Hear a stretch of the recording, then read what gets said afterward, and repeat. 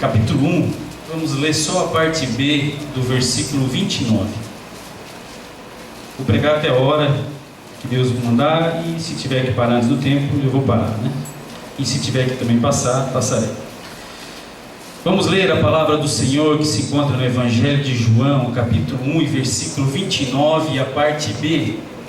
Só a parte B. Eis o Cordeiro de Deus que tira o pecado do mundo. Os irmãos podem tomar os vossos assentos. Irmãos, nós estamos vivendo um momento que muitas pessoas têm procurado conhecer, têm procurado estudar a palavra de Deus, né? Vivemos uma época nas nossas igrejas da teologia, e ontem eu estava conversando com um irmão que é crente há muito tempo, e nós estávamos discutindo a respeito da palavra de Deus e como nós conhecemos o Evangelho e como estão as coisas hoje em dia. Nós lembramos de algumas situações que aconteciam com a gente e que, se a gente for olhar hoje, não tinha uma base bíblica, nós vivíamos muito do que ouvíamos e vivíamos pouco do que estudávamos. Mas graças a Deus houve uma mudança muito grande nisso, e muitas pessoas têm procurado compreender a palavra do Senhor. Não se preocupe, não vou fazer nenhum tipo de apologia a mundanismo, a liberalismo, até porque não é esse meu intuito nessa noite, e nem devo fazer, porque temos o nosso pastor aqui para ensinar a igreja. Mas gostaria de refletir junto com a igreja a respeito de muitas coisas que nós estamos vendo. Muitas vezes nós viemos aqui, irmãos, e pregamos uma palavra simples, e algo que Deus coloca no coração de qualquer um dos obreiros que estão aqui, e muitas vezes nós descemos aqui do púlpito, as pessoas já nos intercalam com um questionamento escatológico, com um questionamento hermenêutico, com um questionamento, e a gente fica muitas vezes até atribulado para pregar, sabe, irmãos? Porque a gente fica preocupado, agora, Jesus, não é Jesus aquele que tira o pecado do mundo, irmãos? É Jesus, não mudou isso aí, né? Essas coisas não mudam e nunca mudarão, porque a Bíblia diz que Ele veio para salvar os que estavam perdidos. Aleluia. Mas muitas vezes você faz uma colocação e as pessoas já querem fazer uma discussão. E esses dias eu estava vendo uma rede social, alguém colocou assim, foi o Elisandro, colocou, seu filho: gente, é muita resenha, é muita discussão e pouca palavra. Nós estamos às vezes perdendo tempo, meus irmãos, com resenhas, com situações. Alguém falou assim para mim: Maurício, lá no céu nós vamos ficar sentados, em pé, no trono, na cadeira, no banco. Eu falei assim: olha, gente, a situação que eu vou estar lá no céu é o que menos me importa.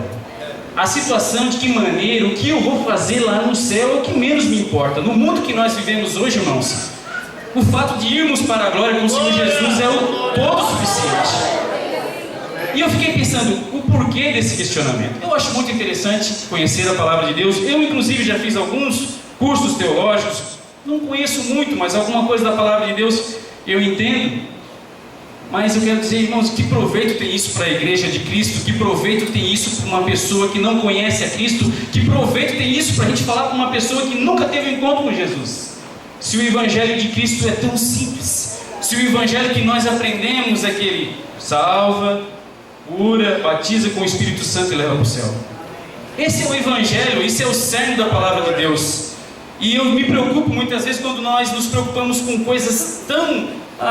quantos saíram? Será que todos que saíram do Egito chegaram na Terra Prometida? Será que foram só aqueles que tinham mais de 20 anos? Ou aqueles que tinham menos de 20 anos? E muitas vezes nós perdemos um tempo danado discutindo esse tipo de coisa, que é interessante saber, mas isso não leva a lugar nenhum, irmãos. Não traz crescimento para a igreja, não traz crescimento para a nossa vida. E nós perdemos um tempo, às vezes, discutindo questões desta forma. E quando nós temos um Jesus que ainda atua nas nossas vidas, nos dias de hoje, meus irmãos. Nós vivemos agora o momento do Natal. E a história diz que foi a maçonaria. Outros dizem que foi um bispo chamado Nicolau. Eu conheço essa história do bispo chamado Nicolau, que era um bispo da Igreja Católica que doava presentes para as crianças, e doava balas, e daí surgiu a questão do Papai Noel. E não sejamos hipócritas, irmãos, que todos nós gostamos de dar um presente e de ganhar presente. Quem aqui que não gosta de ganhar presente? Todo mundo gosta. Às vezes eu levo embora um negocinho muito simples para a Heloísa, e no fato só de eu colocar um papel de presente em redor, parece que aquilo ali é uma coisa maravilhosa, uma coisa incrível. Porque muitas coisas na vida da gente, meus irmãos, não tem valor, não tem preço, mas tem um valor muito grande. Tem coisas que têm um preço enorme, mas que para nós não tem valor nenhum. Mas tem coisas que não têm preço nenhum, mas tem um valor muito grande. Muitas pessoas estão por aí se desfazendo de Jesus, e na verdade o Papai Noel tomou conta, né? Tomou conta. Tem uma charge que eu vi que está Jesus com os braços abertos e está Papai Noel com um presente na mão, e as crianças estão tudo correndo em direção ao Papai Noel, porque virou um consumismo, porque isso virou um motivo de ganho para todo mundo. Mas nós que somos cristãos temos que entender a palavra de Deus. Me desculpe, irmãos, eu achei um absurdo uma igreja com uma árvore de Natal dentro. Eu vi numa rede social, uma igreja tinha uma árvore de Natal dentro. Eu não sei o que. Aí a gente fala que cortar cabelo é pecado, isso é pecado, e nós não estamos entendendo o cerne da palavra de Deus, meus irmãos, que é o que? Servir a Jesus de verdade. Esses dias eu ouvi alguém falando sobre religião e Jesus. Sabe o que acontece, meus irmãos? Quando a religião deixa de ser religare, ela se afasta de Jesus.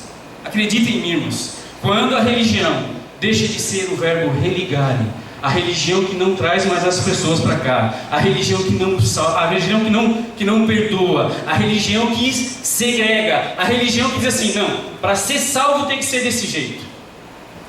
Irmãos, para ser salvo tem que aceitar Jesus, se afastar do pecado, aleluia, e viver cada dia lutando, orando, buscando a Deus, aleluia. Glória ao nome de Jesus. Cada dia, irmãos. Cada dia nós temos que viver dessa forma. Nós pregamos às vezes um evangelho que nós criamos uma linha de salvação, mas nem nós às vezes conseguimos viver dentro dessa linha de salvação. Não conseguimos, meus irmãos, porque nós mesmos às vezes estreitamos tanto a situação. E tem gente que vai criticar o que eu vou falar aqui, mas nós vamos apertando, e nem nós cabemos mais nesse caminho. Não conseguimos mais caminhar nesse caminho, irmãos. Nós vivemos um momento de amor, nós vivemos um momento de união, nós vivemos um momento que devemos orar um pelos outros, aleluia. Nós vivemos um momento em que um irmão cai e as pessoas contam e alguém sorri com um sinal de contentamento no seu rosto, enquanto nós deveríamos dobrar os nossos joelhos e chorarmos. Alguém falou para mim assim, ó, fulano caiu, com um sorriso estampado no rosto, e eu falei, meu Deus, aonde nós estamos? Que religião é essa? É uma religião sem Cristo, é uma religião sem salvação. Enquanto nós estamos aqui, todo mundo bonitinho, irmãos, está todo mundo ajeitadinho, as pessoas estão morrendo por aí. Aí vem igreja tal, e vai levando. E a gente conversa com essa. Ontem eu conversei com essa pessoa que era da nossa igreja e está nessa igreja agora, eu fiquei de boca aberta, irmãos. Porque o amor está implantado no coração. O desejo de salvar almas, o desejo de trabalhar as famílias, o desejo de fazer algo para Jesus. E eu fiquei assim, cheio de entendimento dentro da minha maneira. Mas me senti pequeno, irmãos, sinceramente. Mas então, irmãos, o que eu quero dizer para vocês nessa noite, para a igreja da Cidade Mineira, quem sou eu para julgar? Não estou aqui para julgar. Mas nós vivemos um momento de mudança de vida, irmãos. Sabe aquela criança que precisa, aquela pessoa que sofre um acidente, que não consegue mais andar? Quando ela pega um andador, ela precisa voltar a todos os processos. Já acompanhou alguém desse tipo? Ele precisa voltar, ele precisa ter os novos passos, ele precisa ter um novo caminho. O mundo não vai mudar, irmãos, não vai ficar melhor, não vai voltar para trás, não vai, irmãos, porque a palavra de Deus diz que não vai acontecer. O amor de muitos ainda vai se esfriar muito. Nós veremos muita coisa acontecendo no meio da igreja, nós veremos muita coisa surgindo, igrejas de todo tipo, mas eu e você que somos conhecedores da palavra de Deus, eu e você que conhecemos esse Cristo que tirou o pecado do mundo, que tirou o pecado da minha vida, eu e você que tivemos um encontro com Jesus, eu e você que somos batizados com o Espírito Santo, e esse batismo não foi só para ficar falando em línguas estranhas dentro da igreja, foi para que sejamos luz nesse mundo. Sim, eu e você temos que ser bênção no meio disso tudo. Aleluia, glória ao nome de Jesus. Eu e você, irmãos, temos que ser a diferença no meio disso tudo, no meio de tudo que está acontecendo, e tantas outras coisas que não vou nem citar nomes aqui, porque Alguém pode ver o vídeo ali e querer até me processar. Porque está assim, né? Não é verdade? Mas, irmãos, fica famoso, né? Tem gente que faz isso para ficar famoso, mas essa não é a minha intenção, meus irmãos, aqui nessa noite. É falar para vocês aquilo que o Senhor tem colocado no meu coração. Sabe o que acontece? O Papai Noel, ele veio, né? Voltando lá para o Papai Noel, ele veio e tomou conta do negócio, irmãos. Tomou conta. E alguém fala assim, eu ouvi no rádio assim, mas o Papai Noel é uma figura de Cristo. Não, meus irmãos, o Papai Noel é uma figura pagã, que não tem nada a ver com a palavra de Deus. Não existe isso aí na Bíblia. O que existe é Jesus Cristo, que nem nasceu no dia 25, mas é o Jesus que salvou as nossas vidas. Ele está agindo no nosso meio, age na minha e na tua vida. Quando nós dobramos os nossos joelhos lá na nossa casa e ninguém vê, quando nós oramos, quando nós jejuamos, Ele age no nosso meio para que nós tenhamos vitória na nossa vida. Aleluia. Olha, eu olho para Isaías e eu começo a ver Isaías falando de Jesus e fico pensando, meu Deus, que coisa maravilhosa. 700 anos antes de Cristo, ele começa a falar sobre o que seria Jesus. E ele vai falando e vai comentando. E no capítulo 53 ele diz assim, olha, Jesus, ele foi moído pelas nossas transgressões. E alguém diz assim, não, eu preciso de mais para servir a Cristo, eu preciso de alguma coisa a mais, eu preciso de um diferencial. Eu não preciso de mais nada, irmãos. Eu preciso da misericórdia dele sobre a minha vida, aleluia. Eu preciso que ele continue deixando, que o Espírito dele continue trabalhando na minha vida todos os dias, aleluia. Conhecer é bom. Depois de 35 anos eu fui lá fazer uma faculdade, era um sonho que eu tinha, irmãos, e eu sou feliz por causa disso. E eu fiz um curso teológico, e quando eu estudava ali os cursos teológicos, alguém disse assim, rapaz, vai lá e leciona. E eu estava fazendo o curso e o pessoal da central me pediu para me lecionar junto, estudando e lecionando. Eu não me engrandeço por isso não. E eu estava ali estudando e eu falei, para que eu estou estudando isso aqui? Para que eu estou fazendo isso aqui? Para falar bonito? Para falar difícil? Para falar um palavreado que a igreja não entenda? Para criar um evangelho que o povo não compreende? Não, meus irmãos, todo conhecimento que nós temos que fazer para simplificar a palavra de Deus. A palavra a ser pregada tem que ser uma palavra de fácil conhecimento, a palavra de fácil entendimento. Essa foi a mensagem que Jesus falou. Olha só, o que ele falou para a mulher lá que estava para ser apedrejada? O que ele falou? Ele falou assim, olha, falou primeiro para as pessoas, onde estão os teus acusadores? E eu fico imaginando que decepção daquele camarada sanguíneo que estava ali com a pedra na mão assim, né? Nossa, eu vou acertar bem na cabeça. Eu quero quebrar a perna, eu vou dar ali bem nos dentes. Duvido que não tinha gente desse tipo lá. Eu quero acertar bem na boca dessa danada. Eu vou arrebentar o ouvido dela com uma pedra.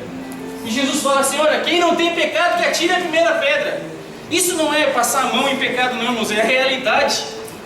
E imediatamente, automático, irmãos, as pedras começam a fazer assim, ó. Cai uma, cai outra, cai uma, cai outra, cai uma, cai outra. Enquanto nós ficamos julgando as pessoas, o Evangelho deixa de ser pregado, meus irmãos. Enquanto nós estendemos o dedo para alguém, uma alma deixa de ser salva. Enquanto nós podíamos estar orando, como eu falei, e ajudando as pessoas, nós ficamos julgando. E daí o que acontece? Ela estava assim, irmãos, ó, encolhida. Ele diz assim, mulher, onde estão os teus acusadores? Onde estão os teus acusadores? Onde estão os teus acusadores? Cadê? Aí Jesus falou para ela, vai, não peques mais. Aleluia! Glória ao nome de Jesus. Vá e não peques mais. Aquele homem que estava lá do lado do tanque, o povo ingrato, né, irmãos? Que povo mais competitivo. O camarada estava lá do lado do tanque, numa cama deitado e agitava a água. Ah, meu filho, pode ficar aí. Pode ficar aí, eu vou me jogar na água. Eu vou me jogar na água. Não quero nem saber a minha situação, nem sei se a tua situação é pior do que a minha. Não sei se a tua situação é melhor do que a minha. Mas é a oportunidade que eu tenho e ele estava ali. Ia ficar ali se Jesus não aparecesse, meus irmãos. Mas graças a Deus é aquele que tira o pecado do mundo, apareceu naquele lugar. Aleluia, aleluia. Ele apareceu, irmãos. Ele está na nossa vida hoje, aleluia. Não se importe, irmãos, com o que as pessoas falam de você. Não se importe com o que você está acontecendo na sua vida. Mas o Jesus Cristo que tira, não separa, não limpa limpa. A Bíblia diz que Ele tira o pecado do mundo. Não precisa criar meio termo, não precisa criar caminho, não precisa criar uma alternativa para Jesus, porque Ele é o Todo-Poderoso, irmãos. E acima dele não existe ninguém. E nós ficamos criando às vezes um caminho, né? Vamos criar um caminho aqui. Vamos criar um caminho. Vamos criar um jeito para Jesus. Vamos fazer um jeito. Vamos ajeitar. Vamos. Mas a palavra de Deus é suficiente, irmãos. Aleluia. Sabe o que o João Batista falou? Olha, eis o Cordeiro de Deus que tira o pecado do mundo. Esse é aquele do qual eu disse: após mim veio um homem que foi antes de mim, porque já era primeiro do que eu. Eu não o conhecia, mas para que ele fosse manifestado a Israel, vim eu, por isso batizando com água. Esse era aquele que já existia, irmãos. E João Batista falava dele. E João Batista falava a respeito dele. Aleluia. Esse Jesus, sabe, irmãos? O que eu queria comentar nessa noite com a igreja a respeito disso é que nós, irmãos, estamos vivendo um momento. Olha só, irmãos. Reclamamos até do calor, né? Mas nós já viemos para cá suando, pingando, irmãos. Eu me lembro quando eu era moço, assim, eu sentava ali assim, o Vitor, e a gente dobrava o joelho ali, mas pingava de suor dentro da igreja. Pingava, irmãos, pingava de suor dentro da igreja. E a gente não reclamava, irmãos. Agora o ar está quente, o ar está frio. Eu reclamo às vezes, pastor, pai, mas está abafado aqui em cima. Eu fico ali sentado, o gordinho fica suado, né? E eu fico, meu Deus, que abafamento, pastor, liga esse negócio aí, bota no 17. E daí em casa, chega em casa, eu vou lá, ligo o bendito, que isso aí foi uma bênção de Deus, irmão, isso aí não é pecado, não é uma maravilha. E a gente liga lá e... Nossa, se eu tivesse esse ambiente quando eu tinha 17 anos, quando eu me converti, irmãos, aleluia. E hoje eu já não consigo com toda essa facilidade que eu tenho, eu já não oro o que eu orava quando eu me converti. Aleluia. Eu falo isso com sinceridade, meus irmãos. Eu já não faço mais o que eu fazia quando eu tinha 17, 18 anos, quando eu me converti. Eu não levanto mais tanto na madrugada, graças a Deus ainda me levanto, mas eu não levanto tanto na madrugada quanto eu me levanto.